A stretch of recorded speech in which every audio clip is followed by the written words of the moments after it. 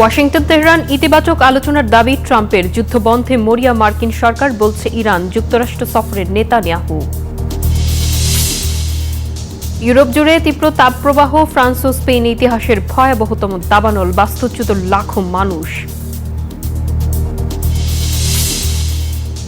এবং সামরিক ও কূটনৈতিক সমর্থন জোরদার করতে যুক্তরাষ্ট্রের জেলেনস্কি, কিয়েভ ও মস্কোর পাল্টাপাল্টি হামলা।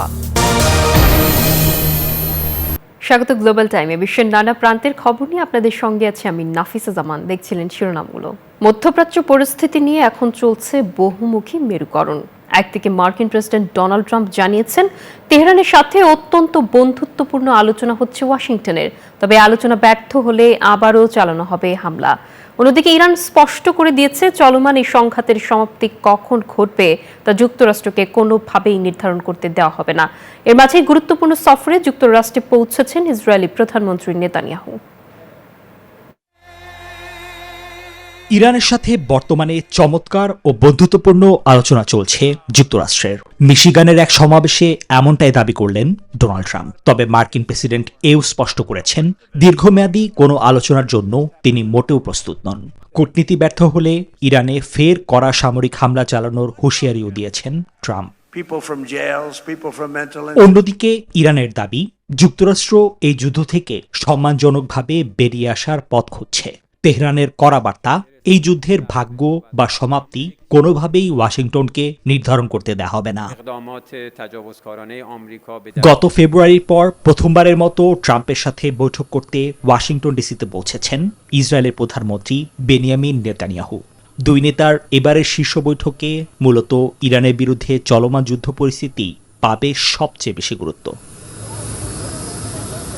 এদিকে ইরাকে ইরান সমর্থিত গোষ্ঠীগুলো থেকে রিয়াদ ও পূর্বাঞ্চলীয় তেল স্থাপনায় চালানো ড্রোন হামলার কড়া নিন্দা জানিয়েছে সৌদি আরব। অন্যদিকে ইরাকের সরকারি স্থাপনায় বোমা হামলায় ইউক্রেনীয় সেলের সম্পৃক্ততা রয়েছে বলে দাবি করেছেন এক ইরাকি কর্মকর্তা।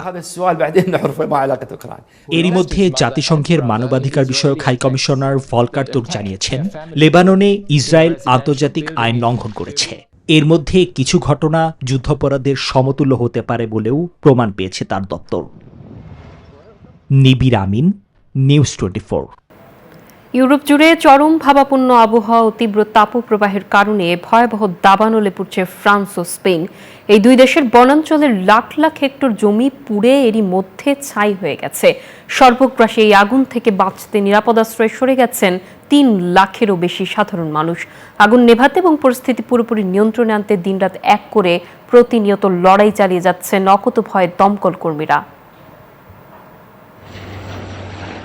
ফ্রান্সের বোর্দো শহরের খুব কাছেই ছড়িয়ে পড়েছে ভয়াবহ দাবানল। আগুনের তীব্রতা এতটাই বেশি যে জিরোন্দ ও ল্যান্ডেস অঞ্চল থেকে 2 লাখেরও বেশি মানুষকে নিরাপদে সরিয়ে নেওয়া হয়েছে। দমকল কর্মীদের আপ্রাণ চেষ্টায় ল্যান্ডেসের আগুন কিছুটা নিয়ন্ত্রণে এলেও জিরোন্দ এলাকায় এখনও তা তীব্রভাবে চলছে। খোদ ফরাসি প্রেসিডেন্ট জানিয়েছেন দ্বিতীয় বিশ্বযুদ্ধের পর ফ্রান্সে এমন ভয়াবহ বিপর্যয়ের সম্মুখীন হয়নি ফরাসিরা। 24 ঘন্টায় দমকল কর্মীদের প্রচেষ্টায় আগুন খুব বেশি ছড়াতে পারেনি। ফায়ার ব্রেকগুলো কার্যকর হওয়ায় আমরা গতকালের চেয়ে বেশ ভালো অবস্থানে আছি। তবে তাপমাত্রা আবারও বাড়ার পূর্বাভাস থাকায় আমাদের সতর্ক থাকতে হবে। এদিকে স্পেনের অবস্থাও বেশ শোচনীয়। সেখানে চলছে জাতীয় জরুরি অবস্থা। মাদ্রিদ ও কাস্তেলন প্রদেশে হাজার হাজার হেক্টর বনভূমি পুড়ে যাওয়ায় নিজেদের ঘরবাড়ি ছাড়তে বাধ্য হয়েছেন অসংখ্য মানুষ।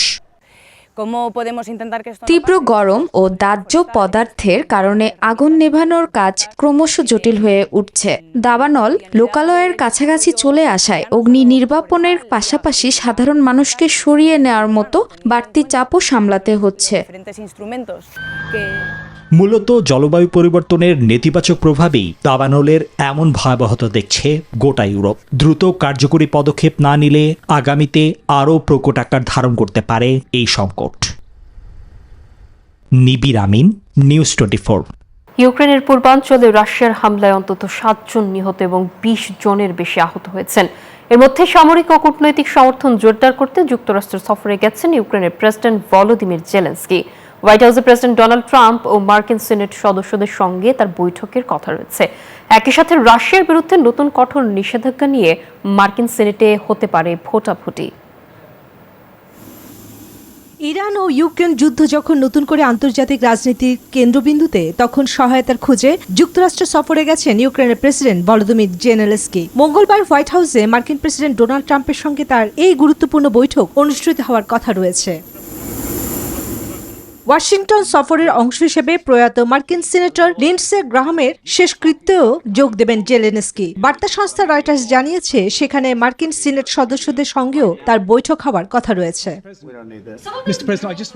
আজ রাশিয়ার বিরুদ্ধে নতুন ও কঠোর নিষেধাজ্ঞা আরোপের প্রস্তাব নিয়ে মার্কিন সিনেটে ভোটাভুটি হতে পারে। প্রস্তাবিত বিলটির মূল লক্ষ্য জ্বালানি খাত থেকে রাশিয়ার আয় কমিয়ে ইউক্রেন যুদ্ধে মস্কোর অর্থায়নের পথ সংকুচিত করা।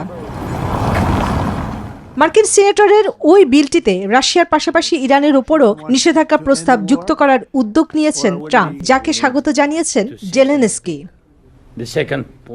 কূটনীতিক এই তৎপরতার মাঝেই ইউক্রেনের যুদ্ধ আরো তীব্র হয়েছে। সম্মুখসারিক দোনেক্স ও দনিপ্রোপেট্রোভস্ক অঞ্চলে রাশিয়ার ক্ষেপণাস্ত্র ও ড্রোন হামলায় কয়েকজন প্রাণ হারিয়েছেন, আহত হয়েছেন আরো 20 জনের বেশি। অন্যদিকে রাশিয়ার বেলগোরদ অঞ্চলেও পাল্টা ড্রোন হামলা চালিয়েছে কিয়েভ।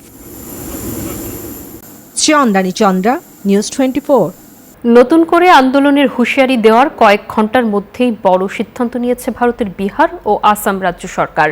আন্দোলনকারীদের বিরুদ্ধে দায়ের করা মামলা প্রত্যাহার, ভবিষ্যতে তাদের বিরুদ্ধে নতুন কোনো প্রশাসনিক বা পুলিশি ব্যবস্থা না নেওয়া এবং আটক ব্যক্তিদের মুক্তি দেওয়ার ঘোষণা দিয়েছে দুই রাজ্যের সরকার।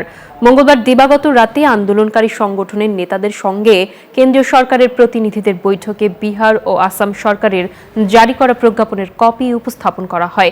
এতে আন্দোলনকারীদের হেনস্থা বন্ধের বিষয়ে জোর দেওয়া হয়। দীর্ঘদিন ধরে চলা বেবি পাউডার মামলা নিষ্পত্তিতে $550 কোটি ক্ষতিপূরণ দেওয়ার প্রস্তাব দিয়েছে স্বাস্থ্যসেবা খাতের বহুজাতিক কোম্পানি জনসন অ্যান্ড জনসন। কোম্পানিটি টেলকম ভিত্তিক পাউডার ব্যবহারে ওভারিয়ান ক্যান্সার হয় এমন হাজার হাজার মামলার জেরে এই আপোষ প্রস্তাব আনল প্রতিষ্ঠানটি। তবে নিজেদের পাউডারে ক্যান্সার সৃষ্টিকারী উপাদান থাকার অভিযোগ বরাবরের মতোই অস্বীকার করেছে জনসন। মূলত দীর্ঘমেয়াদী আইনি লড়াইয়ের কারণে ব্যবসায়িক ক্ষতি ও নেতিবাচক প্রভাব এড়াতেই এই বিশাল অঙ্কের প্রস্তাব তাদের। আইনি বিতর্কের জেরে বিশ্বজুড়ে টালকম ভিত্তিক পাউডারের বিক্রি বন্ধ করে 2022 সাল থেকে শুধু কর্নস্টার্চ ভিত্তিক পাউডার বাজারজাত করছে কোম্পানিটি। অস্ট্রিয়ার এক্সট্রিম মাউন্টেন বাইকার এলিয়াস শোয়ারজলার উষ্ণ বায়ুর বেলুনে মাউন্টেন বাইক চালিয়ে নতুন ইতিহাস গড়েছেন। তিনি বিশ্বের প্রথম ব্যক্তি যিনি আকাশে ভাসমান একটি বায়ুর বেলুনে চেপে মাউন্টেন বাইক চালানোর কৃতিত্ব অর্জন করলেন। বুলগেরিয়ার সুমেন শহরের আকাশে প্রায় 950 মিটার উচ্চতায় এই দুঃসাহসিক অভিযান সম্পন্ন করেন শোয়ারজলার। 2 বছরের পরিকল্পনা ও প্রস্তুতির পর তিনি বেলুনের উপরের অংশে বাইক চালিয়ে সেখান থেকে লাফ দেন। পরে 2টি ফ্রন্ট ক্লিপ সম্পন্ন করে প্যারাশুটের সাহায্যে নিরাপদে মাটিতে অবতরণ করেন। তার বাইকটিও আলাদা প্যারাশুটের মাধ্যমে নিরাপদে নামানো হয়। অনেকের মতে মাউন্টেন বাইকিং, বেলুনিং ও স্কাই ডাইভিং এই 3টি চরম ক্রিয়াকে একসঙ্গে যুক্ত করে এমন কীর্তি আগে কখনো দেখা যায়নি। ফলে এটি একটি ওয়ার্ল্ডস ফার্স্ট বা বিশ্বে প্রথম ধরনের অভিযান হিসেবে স্বীকৃতি পেয়েছে। চন্দ্রা, নিউজ 24।